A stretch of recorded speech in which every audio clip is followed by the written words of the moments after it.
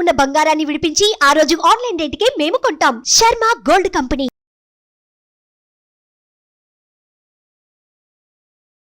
నమస్తే, welcome to Suman TV. నేను మీ యామ్ని. ప్రస్తుతం మనతో ఉన్నారు ప్రముఖ ఆధ్యాత్మికవేత్త, ప్రముఖ జ్యోతిష వాస్తు పండితులు డాక్టర్ గుండెపూడి శివసుధీర్ శర్మ గారు ఉన్నారు. గురుగారితో మాట్లాడి మనకున్న సందేహాల గురించి అడిగి తెలుసుకుందాం. నమస్కారం గురుగారు. శ్రీమాత్రే నమః. శ్రీ గురుభ్యో నమః. గురుగారు, ఇప్పుడు మనకి నాగుల పంచమి రాబోతుంది. అదేవిధంగా ఆ రోజు గరుడ పంచమి. అసలు ఏంటండి ఆ రోజు? గరుడ పంచమి, గరుత్మంతుడు నాగేంద్రుడు ఇద్దరు కూడాను సవతి తల్లి బిడ్డలు. వీళ్ళిద్దరు కూడా ఎలా అంటే గరుత్మంతుడి జన్మదినోత్సవం రోజునే నాగుల పంచమి కూడా కలిసి వస్తుంది. విశేషం కదండి. అలా రెండు ఒకటేసారి వస్తాయి. ఎప్పుడు వచ్చిన శ్రావణ శుద్ధ పంచమే గరుడ పంచమి, నాగుల పంచమి. సర్పమాత ఎవరైతే ఉందో గరుత్మంతుడిని బాధ పెడుతూ ఉంటాం ఎక్కువగా. ఈ గరుత్మంతుడు ఇది తల్లి అడుగుతుంది అనమాట, నా కొడుకు నీ బాధ నుంచి విముక్తి కలగాలంటే ఏం చేయాలి అని అడుగుతుంది. అప్పుడు ఈ సర్పరాజు భార్య ఏం చేస్తుందంటే, నా కొడుకులందరూ చిరంజీవులుగా ఉండాలి, నాకు అమృత భాండం తెచ్చేయమని అడుగుతుంది. ఇంద్రలోకం నుంచి గరుత్మంతుడు ఆ యొక్క అమృత భాండాన్ని తీసుకొని వస్తూ ఉంటాడు. ఆ సంగతి ఇంద్రుడికి తెలిసి, అంటే పాములు చనిపోకుండా వృద్ధి జరుగుతూ ఉంటే ప్రపంచం ఎంత వినాశనం అవుతుంది. కనపడితే మనకి కాటు వేస్తుంటాయి కదా, అపకారం చేయిస్తే లోపలే దాదాపు కాటు వేసేస్తుంటాయి. అందుకనే పాములు 23 గంటలు నిద్రపోయి 1 గంట మాత్రమే ఆహారానికి వెళ్తాయి. ఆ గంటలోనే ఎవరు కనపడితే వాళ్ళకి కాటేస్తూ ఉంటాయి కదా. కాబట్టి అవి అతి నిద్ర ఎక్కువ, వాటికి సర్పానాం అతి నిద్ర అంటూ ఉంటారు. వాటికి నిద్ర ఎక్కువగా ఉంటుంది. అలాంటిది మొత్తం సర్పజాతి ఎక్కడ అంతరించిపోకుండా అలా బ్రతుకుతూనే ఇంకా వృద్ధి జరుగుతూ ఉంటే ఎంత ప్రమాదం జరుగుతుంది. అందుకని ఇంద్రుడు గ్రహించి అమృత భాండాన్ని ఈ గరుత్మంతుడి చేతిలోంచి లాక్కొని వెళ్ళబోతూ ఉంటాడు.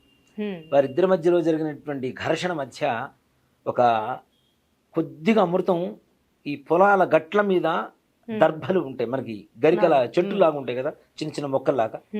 ఈ గరిక అంటూ ఉంటాం, దర్భ గరిక అంటూ ఉంటాం. ఈ దర్భ మీద ఒక 4-5 చుక్కలు పడింది. పడ్డప్పుడు ఈ పాములన్నీ వెళ్ళి ఆ దర్భని ఇట్లా నాలుకతో ఇచ్చేసి, దర్భ ఎలా ఎంత షార్ప్గా ఉంటుందంటే గట్టికి ఇట్లా అంటే సక్కని దిగిపోతుంది చెయ్యి, అంత షార్ప్గా ఉంటుంది. కాబట్టి ఆ నాలుగుతో నాకుతున్నప్పుడు ఆ నాలుక 2 నాలుకలుగా మారిపోయి. అందుకని పాముకి 2 నాలుకలు ఉంటాయి. ఎప్పుడు కూడా కూరలు ఇట్లా ఆడిస్తుంటుంది, 2 ఉంటాయి. అప్పటి నుంచి వాటికి శాపం అనమాట, మీకు 2 నాలుకలు ఉండుగాక మీ జాతి మొత్తాన్ని. అయితే ఈ గరుత్మంతుడు అమృత భాండాన్ని దాని మీద వేశాడు కాబట్టి దర్భల్ని అమృతంగా పూజిస్తూ ఉంటాం. అంత పవిత్రమైనటువంటివి. అమృతం పడింది కాబట్టి దర్భ అది పవిత్రమైనది. అందుకనే శుభకార్యాలకి అశుభకార్యాలకి అన్నిటికీ వాడుతూ ఉంటాం మనం.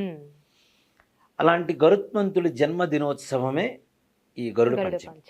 గరుడ పంచమి రోజున ఏం చేస్తే బాగుంటుంది, ఎలాంటి వాళ్ళకి బాగుంటుంది అంటే, మనం ఏదన్నా దేవాలయ ప్రతిష్టలు కానీ కళ్యాణోత్సవాలు కానీ జరిగినప్పుడు గరుడ గుడ్డ అని చెప్పి ఒక ధ్వజస్తంభం మీదకి ధ్వజారోహణ అంటారు దాన్ని. గరుత్మంతుడు ఒక బొమ్మ వేసేసి క్లాత్ మీద ఇట్లా ధ్వజస్తంభం మీదకి పైకి లాగుతారు. మనకి తిరుపతి అట్లాంటి చోట కూడా చూస్తూనే ఉంటాం. ప్రతి దేవాలయంలో, వైష్ణవాలయాలు ప్రతి చోట తప్పనిసరిగా గరుడు గుడ్డ కడతారు. ఆ గరుడు గుడ్డ కట్టేటప్పుడు కొన్ని తాళాలు, మేళాలు, స్వరాలు, చాలా రకాల పూజలు ఉంటాయి.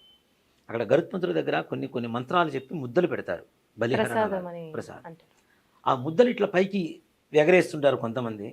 సంతానం లేనటువంటి వారు కనుక ఆ సమయంలో అక్కడికి వచ్చి వడి పడితే ఆ ముద్ద పట్టుకుంటే వారికి సంతాన యోగం 100%. మొన్న మధ్య చిలుకూరులో కూడా అదే విధంగా గరుడు ప్రసాదం పంచారు అని చెప్పి మొన్న మధ్య వీడియోలు కూడా వచ్చినాయి. అలా తప్పనిసరిగా సంతాన యోగం తప్పనిసరి కలుగుతుంది. ఎటువంటి పరిస్థితి దాంట్లో సంశయమే లేదు, ఆ ప్రసాదం వల్ల, ప్రసాదం స్వీకరించడం వల్ల. అలాగే ముఖ్యంగా ఆయన పక్షిరాజు, ఎలాంటి దేశానికైనా ఎక్కడికైనా ఎగరగలిగినటువంటి ఒక శక్తి కలిగినటువంటి వాడు. వీసాలకు ప్రయత్నం చేస్తూ ఉంటారు, విఫలమైపోతుంటాయి, ఫెయిల్ అయిపోతుంటారు, మరలా ప్రయత్నిస్తుంటారు. మరలా ప్రయత్నించేవాళ్ళు చాలామంది ఉన్నారు. దాదాపు 10 సార్లు 11 సార్లు విసుగు లేకుండా, వేసరికి లేకుండా ప్రయత్నించేవాళ్ళు చాలామంది ఉన్నారు. అలాంటి వాళ్ళకు కూడా గరుడ పంచమి రోజున గరుత్మంతుడికి పూజ చేస్తే తప్పనిసరిగా విదేశీ యానం కలుగుతుంది. అలాగే ఎక్కడైతే మనకి భూముల్లో నిధులు ఉంటాయో, నిధులు భూగర్భమైన నిధులు ఉంటాయో, అట్లాంటివి అక్కడ గరుడ పక్షి తిరుగుతూనే ఉంటాయి, గద్దలు మొత్తం తిరుగుతూనే ఉంటాయి. ఆహా. తప్పనిసరిగా ఆ ప్రదేశంలోనే తిరుగుతూ ఉంటాయి. ఎందుకు దీంట్లో ఒక చిన్న సైంటిఫిక్ రీజన్ కూడా ఉంటుంది. ఎక్కడైతే ఇలాంటి భూగర్భమైనటువంటి నిధులు ఉంటాయో అలాంటి చోట సర్పాలు ఎక్కువగా ఉంటాయి. హ్మ్. సర్పం కింద ఉన్నప్పుడు ఆటోమేటిక్గా గద్దల పైన తిరుగుతుంటాయా లేవా? తిరుగుతాయి కదండి. అవును. అంటే రెండింటికి లింక్ అనమాట. హ్మ్. అలాగే తెల్ల జిల్లేడు చెట్లు ఉంటాయి, అక్కడ సర్పాలు తప్పనిసరిగా ఉంటాయి. అక్కడ కూడా తప్పనిసరిగా అది దైవీకమైనటువంటి భూమిలో మాత్రమే, ఆ స్థలంలో మాత్రమే మనకి ఈ తెల్ల జిల్లేడు చెట్లు బ్రతకటం, మనం వేయకుండా ఆయన మొలవటం ఇలాంటివి జరుగుతుంటాయి. అలాంటి చోట కూడా దైవికమైనటువంటి శక్తి ఎక్కడ ఉంటుందో అక్కడ కూడా గరుత్మంతుడి ఇది జరుగుతూ ఉంటుంది, గరుడ పక్షి తిరుగుతూ ఉంటుంది. కాబట్టి ఇక్కడ ఏంటి, జ్ఞానానికి ప్రతీక సూచిక. లోపల ఎక్కడో భూమిలో ఉన్నవి మనం చూడలేము, చెప్పలేము, కానీ దానికి మాత్రం అర్థం ఎక్కడ తిరుగుతుంది. అవును. కొన్ని కొన్ని ప్లేసులు కూడా అదే తిరుగుతూ ఉంటే పాములు, అంటే దేవాలయాలు కూడా కడతారు కదండి. తప్పనిసరిగా ఆ. అంటే ఏదైతే దేవతా స్థానం ఉంటుందో ఆ స్థానాన్ని కొన్ని జీవులు మాత్రమే గుర్తించగలుగుతాయి. అవును. ఇప్పుడు మనం ఒక చోట గుడి కడుతుంటాం, గుడి కట్టిన చోట నేను గుడి కట్టాను అనుకుంటారు చాలామంది. మనం పిచ్చోడం అసలు ఆ మాట అనుకోవడం. భగవంతుడు ఆ స్థలాన్ని ఎంచుకొని ఆయన మనతో కట్టించుకున్నాడు అంతే.